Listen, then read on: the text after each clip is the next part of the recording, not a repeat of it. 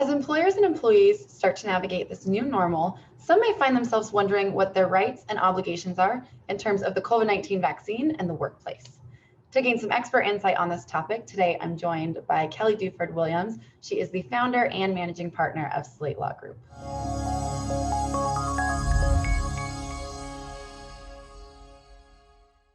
Just to get started, really plain and simple, can employers legally require their employees to get the COVID vaccine for the workplace?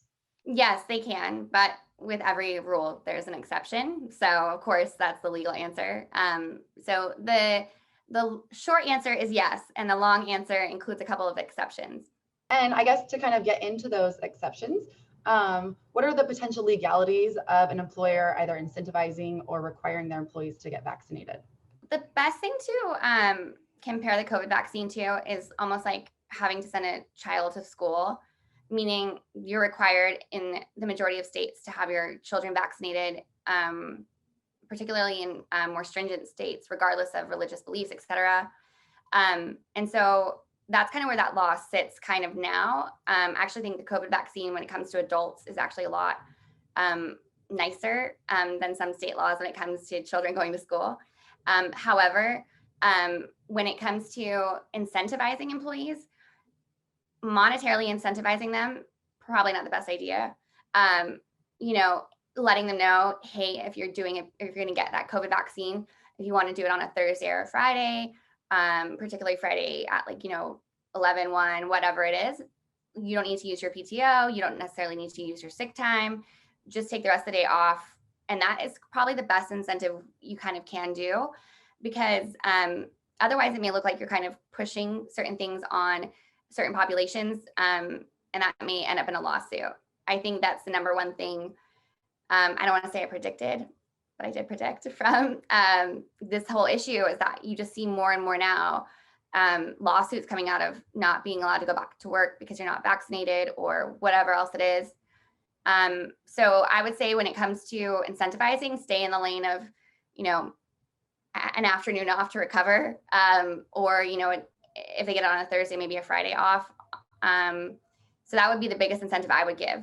And I think you had kind of touched on it, but do employers have any obligations in regards to providing PTO if they are requiring or incentivizing their employees to take off for the vaccine? So paid time off and sick time is usually slightly different, but people can get, most states mandate, not most, I'm based out of California. We have offices other places, but the majority of California mandates 3 days of sick time and 40 hours in certain cities and counties.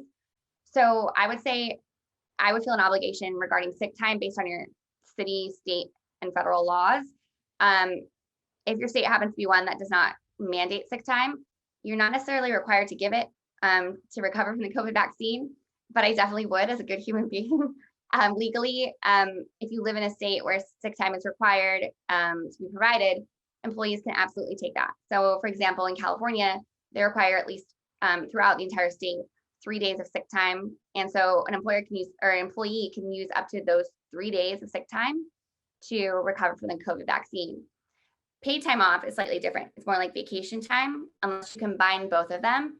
And if you're combining both of them, then absolutely they can use that PTO. It would also be based on the policy you have for your handbook, et cetera. So it's a little bit more complicated, like everything in the legal world is. But yes, the short answer is absolutely they can use their sick time if it's provided, and they can possibly use their PTO.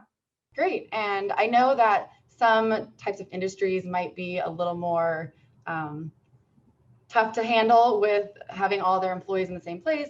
For example, those in the hospitality industry. Are there any type of employers that you would recommend should incentivize or require the vaccine over others? Are there certain industries that are affected a little bit more? I would say that we've all now worked from home for about 1.5 years. And so if you were in a job that you were able to keep during that time, obviously vaccine mandates become less black and white, I suppose. So I would say yes, with the hospitality industry, with the restaurant industry, factories, things that are necessary to be in person. Yeah, there's a bigger draw to incentivize employees to get the vaccine. Again, I would be careful. Just because you need it to happen for them to come back to work doesn't mean that it's a good idea to almost bribe people to get vaccinations, because you just never know like how someone's going to react. People have gone into anaphylactic shock. People have ended up in the ER themselves. I'm definitely not a medical doctor by any means. Lord, I would have done poorly in medical school, but I do know that that occurs, and COVID is an autoimmune disease as well as a virus, which I can tell you based on my best friend who's a hospital ICU pharmacist. And you're just touching on a lot of things there, meaning like people with pre-existing autoimmune conditions, all that kind of stuff. And that's why the Americans with Disability Act kind of comes in. So as an employer, you want to be very careful not to violate that. And I can go into more detail about what that is if you'd like. And I think that was mostly what we wanted to cover today, but did you have any final advice on employers who might be considering navigating the vaccine in their workplace? Yeah, I think the ADA, the Americans with Disability Act, just be cautious that you're treating everyone the same. If your employee could do their job from home in the last year and a half, and they have a medical or mental health reason that they don't want to come back to the office, or they don't want to get the vaccine, or they have a religious belief that they believe, like it's hard to say. I always say it's like you have to have a true religious belief not to get vaccinated, or a medical reason with a doctor's note.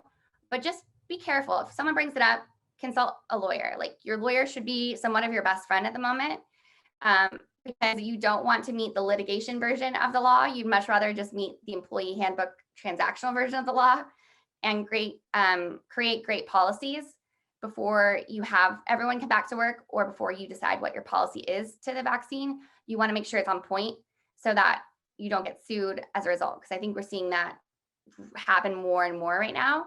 And it's a very new cultural issue with having adults be required to be vaccinated to go to work. So if you don't know, call someone who does. Call a good lawyer or call someone excellent at HR, and they can probably give you some good advice. Awesome. Well, that was all that we had for today. Kelly, thank you so much for all of your helpful insight on this topic. Absolutely. It was a pleasure.